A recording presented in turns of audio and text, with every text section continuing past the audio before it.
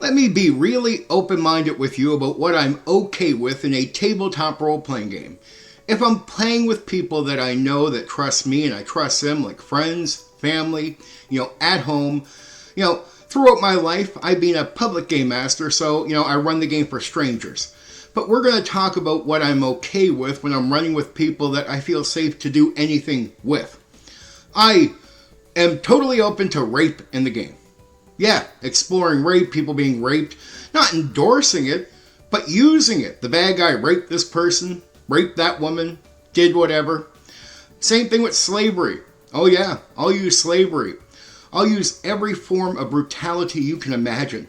Oh, and I love to play with racism. Prejudice. You can't come in this town. I have no issue with it. And I'll do it amongst humans, not just amongst monsters.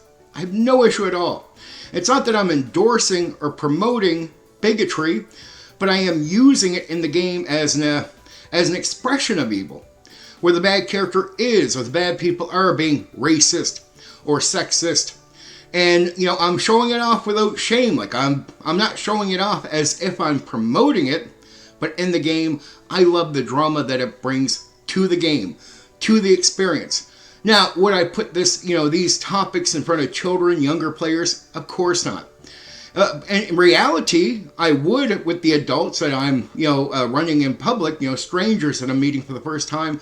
I would if I felt somehow it was an open door and okay right away out of the gate. I would definitely not hold back and give them a wild campaign, right? A wild experience with a lot of crazy, insane shit. But in reality, in public gaming, you can't really do that because you really never know who you're playing with, at least not right away. It takes some time to get to know people. That happens over time. But just so you know, that's where I stand. In public gaming, I would advise game masters to not just, throw rape in there. And of course, you don't want to do that with younger players. But hey, if you're playing at home with your friends and your family and you guys know each other and you know you're not bad people, right? You already know you're not bigots. It's not an issue. Go ahead and explore anything. In reality, I think it's great bringing all these negative things into the game because right away, the people that are playing the game relate with that being evil. It's easy to upset people, piss people off, or even create, challenges in the game where it's, how do you get your half-orc into the town where they want to hang you? All right? And maybe you have to get in there for various reasons, or you want to for various reasons. There are people that are willing to meet you, but you got to get inside. Well, how do you do that with a bunch of people that want to string you up because you're not the same as them? I'm open to your sex robot game. I don't care. I don't care if you want to do an all-porn game where you describe all the different things you have characters do to each other sexually. I don't care. It's not my cup of tea, but I don't care. I'm not one of these people in the hobby that say, there's no place for you. No, I think there's a place for everyone, and I'm very open-minded. Let me do what I want to do, and respect that, and I'll let you do what you want to do, and I'll respect your right to do what you want to do, and I won't say what you want to do doesn't belong in the hobby. I might say that it doesn't belong in front of every, audience that we are, offering tabletop role-playing games to. You don't probably want to give your sex robot porn game over to children to play. Like, that's common sense. I think we all agree on that. But outside of that, I'm open to anything. I had somebody online recently ask if I am gay-friendly, when it comes to running games for gay people. Well, let me make it clear.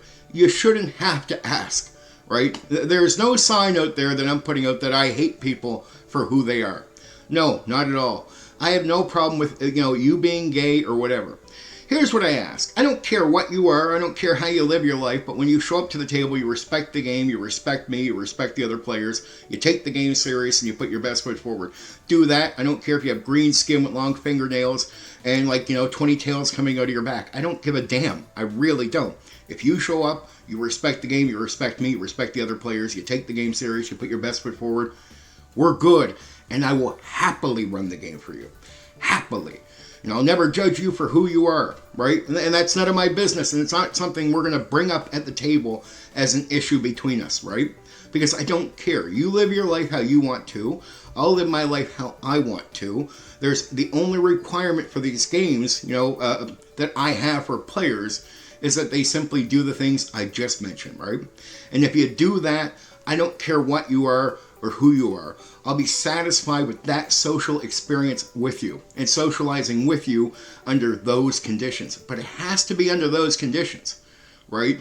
If you show up and you're gay and you disrespect me, you're gone. Disrespect the game, you're gone. Disrespect other players, you're gone, right? So I'll throw you out of the game, and it won't matter if you have green skin or long fingernails. I'll throw anyone out of the game who doesn't respect those things. But if you do, we're good. Now, I just want to make that clear. Anyone who ever sees this that's gay or trans or whatever, let me make it clear to you. You don't have to ask if I'm friendly to you.